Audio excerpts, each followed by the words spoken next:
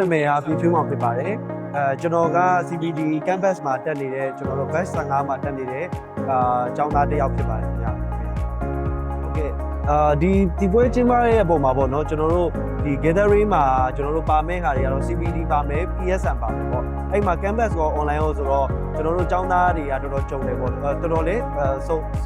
စုံပြီးတဲ့ပွဲမျိုးဆိုတော့networking ကိုကျွန်တော်တို့ချဲ့ပေးတဲ့ပေါ့နော်ဒီပွဲလေးလည်းဖြစ်တယ်ပေါ့နော်ပြီးတော့ကျွန်တော်တို့ဒီဟိုပေါ့ဘယ်လိုပြောမလဲအင်ဂျင်ဆိုလို့ရှိရင်လည်းကျွန်တော်တို့ကျောင်းနေရာနေပြီးတော့ဒီ time with professor ဆိုတဲ့ပုံစံမျိုးလေးတွေနဲ့ကျွန်တော်တို့ကိုနောက်ပိတ်ပြီးတော့ဟိုပေါ့နော် gathering လုပ်ပေးတဲ့ပုံစံလေးနဲ့တော်တော်ဟိုဖြစ်တဲ့အခါကျတော့